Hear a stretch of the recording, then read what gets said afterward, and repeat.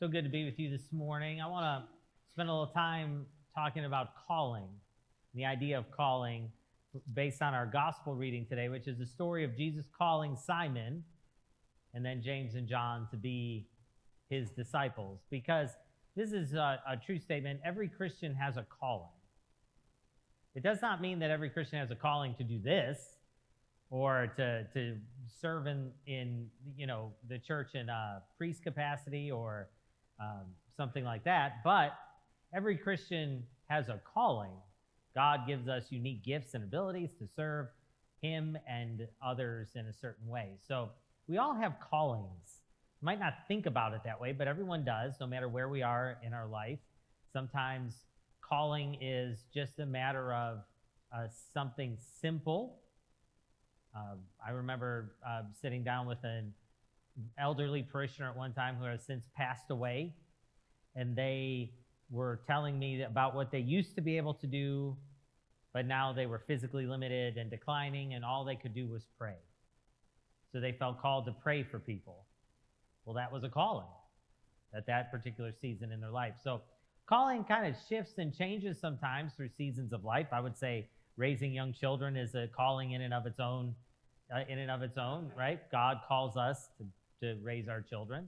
That's a calling. Caring for elderly parents can sometimes be a sense of calling for a season of life. But all of us have calling, and it doesn't always have to be the same as it was when we were 25, as it is when we're 45 or 65. It kind of evolves and maybe even changes a bit. So what can we learn about calling from this story? I think there's some interesting kind of maybe guidance we can pick up. And the first is that calling doesn't start with clarity from God. I talk to people about trying to figure out maybe what's God calling me to, or I feel a little restless. I want to do something more. What is it? And what people want is this clear direction from God to say, yes, do this. This is your calling. Just to hear it and to know. And rarely, if ever, does calling work that way. In our story today, our gospel reading, Jesus doesn't come up to Simon Peter, and say, hey, you're going to be a disciple. Here's what I want you to do. Follow me right away. He says, can I use your boat? It starts with this really random encounter. Can I use your boat? Okay.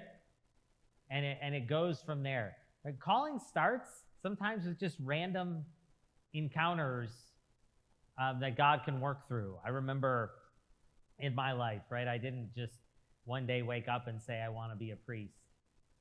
I didn't even, kind of know what I was called to, but somebody just invited me to a Bible study a men's Bible study that just felt like, hey, they wanted to be welcoming, hospitable. Right? Didn't really even know me that well. They just saw me in church and said, hey, did you know we have this men's group that meets, and it's guys from 20 to 50 that get together and hang out, eat, and study the Bible. Random encounter, right? Can I use your boat? As random as that, right? That sets you on a path. So sometimes when we think about calling in our lives, we look for clarity, but really it kind of usually starts much more random than that. It's just about being open to different things. So that's the first thing about calling. Don't look for clarity. Don't wait for clarity. Sometimes you might have to just try some stuff along the way. Might have to try a ministry or try something along the way. Calling looks different. And then another thing we get is that calling doesn't always make sense. Right? If we sat down on paper and wrote, here's what I'm good at, here's what so I should do this, it doesn't always translate that way. Peter was a fisherman. He was good at fishing. I don't think on any personality test that would have said apostle and leader of the church would have been his calling, right? The way God calls doesn't always match up with skills and aptitudes. It's something different. It's about character and humility and all those types of things that God considers. So we shouldn't just necessarily write off things that might not match up with what we do professionally or our skills. I remember a friend of mine who's a priest in Florida, a friend of ours, Sarah and mine. His name's Brian. He's a priest in Florida. He's a great priest, just a phenomenal priest. And he had a parishioner. He was telling me a story when we talked one time, a parishioner that was a lifetime military person that retired and, had some energy. So he was thinking, he wants to be in leadership. Because he spent his career in the military giving orders and doing those types of things. He's going to want to be in leadership. So I should put him in charge of this building project or this and that. And the guy hated it. He said, I don't like doing any of this stuff. So they sat down and talked, and my friend who's the priest got interrupted. Somebody was at the hospital, and it was kind of an urgent situation. So he says, I'm going to have to end this meeting. I got to go to the hospital. And the guy said, can I go with you? So they went. And my friend Brian, who's a priest, was like, this guy was better than I was in the hospital. He was calm. He knew how to handle situations. He knew how to communicate, when people were stressed out. He knew how to talk to people that were maybe kind of running and emotionally high. And he said, can I do more hospital visits after they left that? I said, you like that? He said, yeah, I love that. He said, he's the head of my pastoral ministry. He loves going to the hospital. He beats me there when somebody's in crisis. He goes, says, I found my calling. Right? He wouldn't have necessarily looked and said, I'm going to be the hospital guy, right? 30 years in the Navy makes me the hospital guy. But he had a calling. And he just kind of found out by accident what it was. Because he was just happened to be in a meeting trying to talk about it with my friend who had to go to the hospital. And this leads me to the third thing. A lot of times, a calling builds on the gifts and skills and abilities that we have, but it doesn't do it in a way that we would think, right? That guy was a career military. He had great leadership skills. He had great communication skills. You wouldn't have thought hospital visits would have been the translation, but my friend said he's just so calm in the midst of the tensest situations. I can see it now. I would have never thought that, but he said I can see it now. Right? But God knew all those skills were there.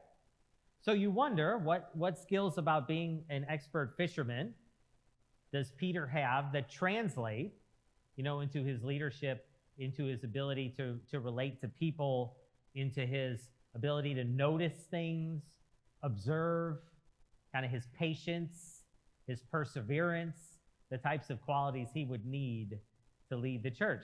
God knows. Nobody else would have maybe thought that of Peter, but God knew.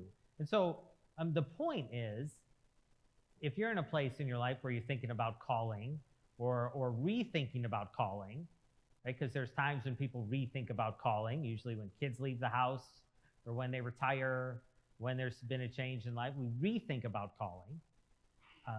It's not necessarily just a direct translation of this is what I did for a job, so I should do this for the church. Sometimes God has different ideas of how those skills can work, but he's always building on what we have. Always building on what we have. And so the way we kind of find out is just by trying stuff. There isn't a moment, where the apostles just are clear. They're just open and they're willing and they learn and grow into it as they progress. And I guess this would be the last thing I want to say about it from our story, is that calling always involves a little bit of overwhelmedness in it. At our first reaction, if we really feel God's calling us to something in life, our first reaction should feel like that's too big, not me. It's just God never calls us to be comfortable. It's just one of his hallmarks. He doesn't say, don't worry, I'm not gonna do anything that's gonna make you work. Right? Like it's a personal trainer. You wouldn't pay to go to a personal trainer that said, oh, don't worry, we're just gonna sit around and eat nachos today. You're not gonna exercise at all. Right? That may be the personal trainer I would love, but it's not good for me, right? Because they're gonna make you work, because that's how you get fit. And so God's going to put us in a little bit of a position where we're going to be stretched a little bit. And Peter's reaction in the story is immediately to say, depart from me, get away from me. He sees who Jesus is, and he gets the sense he's more than just a preacher. He says, get away from me. I'm a sinful man. We shouldn't even be around each other. I'm not the right guy that should hang around with you. You're not the right person I would hang around with. Let's just get away from me. And Jesus says, no. From now on, you're going to be catching people. We're going to use your skills in a different way. So all of us have a calling. A few final thoughts. If we are in a spot in our life where we're maybe in too much pain to think about calling, and we go through seasons like that, that's okay. More times than not, our calling in the next chapter of our life will have something to do with that pain. I am constantly impressed by people who have lost loved ones that reach out to others who lose loved ones, people who have survived cancer that reach out to others who are going through cancer, people who have lived with addiction in their family, reaching out to others who are going through challenges with addiction in their family, right? The pain that we're going through now, as unpleasant as it is, may be a part of a future calling. So if you're in that spot, it's okay to not be thinking about calling right now. The time will come when the pain maybe subsides a bit. And then the last point, final thought, promise, is that as hard as it might be sometimes, or as out of the box it might be to think about, or as challenging as it might be and stretching for us as it might be to think about calling and to take steps towards one, generally we're never happier or more fulfilled as when we're leaning into what that calling is. It's not easy to embrace our calling from God. It's not easy to follow Jesus, but it's good. And most people that find joy in their lives have a sense of calling. Whether it's, again, raising family, whether it's caring for a loved one, whether it's a ministry, something in the community that they're doing, most people that find joy in their life have a sense of calling. So I would encourage you, if you've not thought about it in a long time, to think about calling. And it just starts with asking questions. Like, what is my calling?